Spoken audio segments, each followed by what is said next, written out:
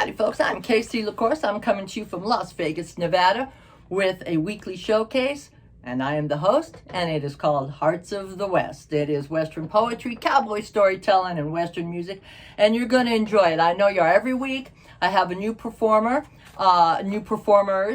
and I've been doing this about a year and a half. I've had over 200 performers on this show, and you're going to enjoy it, so just stick around. Now, I always like to start off with one of my own poems. Sometimes I'll read my friends' poetry because there's a lot of good work out there, but today I'm going to take care of me for right now. So, this next poem, this is true. Now, the inspiration for this was a cowboy named Freckles Brown.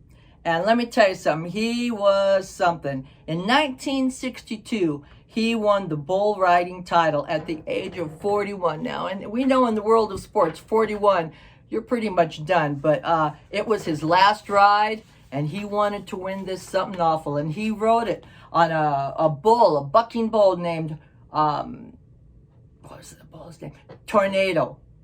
Yeah, and this bull was a famous bull in his own rights too, and he had bucked over 200 world-class bull riders, put him right in the dirt.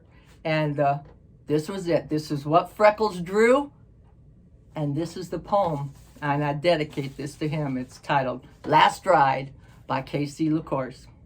All eyes in the arena on shoot number 2. Not a sound from the crowd except the hushed novena.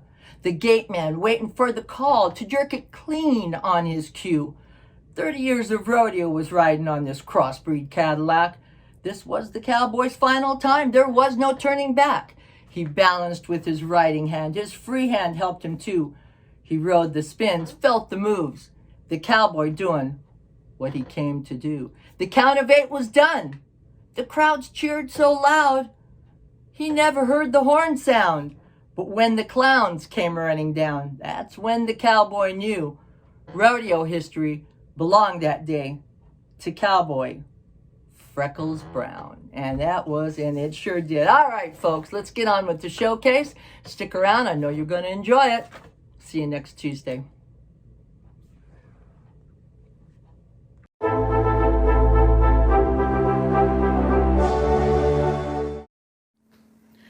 The old double diamond lay out east of Du Bois in the land of the buffalo,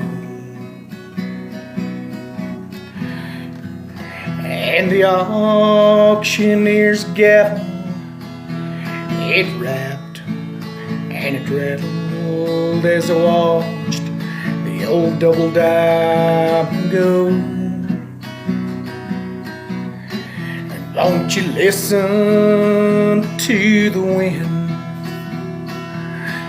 Mother Nature's violin? When I first hired on at the old double diamond as a damn poor excuse for a man, never learned how to aim while my spirit was tame. I didn't know all the cards in my hand, that the wind with the granite above me and made the tumbleweeds cling through my soul. Well, I fought her winners, and I busted her horses. I took more than I thought I could stand. But the battle with the mountains and the cattle can bring out the best in a man. I guess a sailor needs an ocean, and a banker, well, he needs his dough.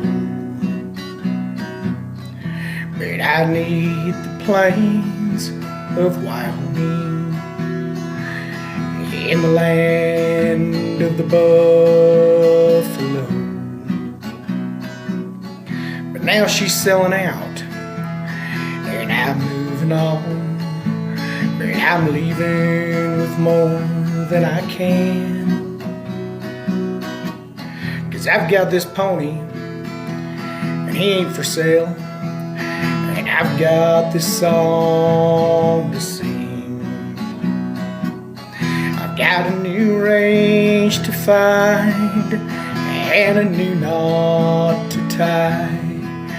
In the country where cowboys are king, we turn tails to the wind at the old double diamond. Dig off down through the sage. Won't you listen to the wind, Mother Nature's violin?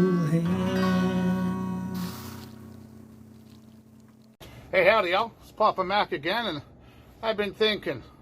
I know for me, if I've been on a cattle drive or I've been working cattle out in the pasture, or you're doing whatever it is you're doing ranching, sometimes you just don't have a chance to get a bath or take a shower. But when you make it back to the bunkhouse, that's about all you can think of. You know what? And that reminded me of this little story. When Mo made it back to the bunkhouse after wintering at the land shack, about everything he ever owned was stuffed in that canvas sack. Well, he looked like he could use a bath. His white neck rag was dingy gray, and the smell coming out of that sack was old sweat and Charlet. Well, Mo struggled to remove his boots as his socks were stuck inside. Well, his feet smelt like warm, dead fish. Whew, was so bad I almost cried. Well, he had trouble removing his trousers, and then he threw them over by his bunk. Well, they stood there waiting for him, but man, oh man, they stunk. He had trouble peeling his old drawers away from his shirt. They were glued together by sweat and dirt. And then old Mo looked in the mirror. His red long johns now looked black. Massive stains covered the front. We ain't going to talk about the back. And seeing the condition of his clothes, the rest of us had decided they needed to be burnt. Well, that decision was one-sided. Well, they were Mo's favorite clothes, or at least everything that he owned. There had to be some way this burning could be postponed. Well, it's a little too late for that now, but most of his clothes are in the barrel. Well, Mo was pretty upset. He had just lost all his apparel. And now it's Mo's turn to get clean, even though he disagreed. There's a hot shower at the ready. It was the first time I've seen him plead. Well, horse brush and soap did the trick. Mo looked better than he had, except now he was naked as a jaybird. At least he didn't smell quite as bad. And then the crew came to the rescue with hand-me-downs all around. And what clothes of his we didn't burn? Well, we buried those deep, deep in the ground. Thank you all very much. God bless. Have a great day. Hey everybody, it's your favorite Indian, Dougie Hall, professional bucking horse rider, professional bucking horse raiser.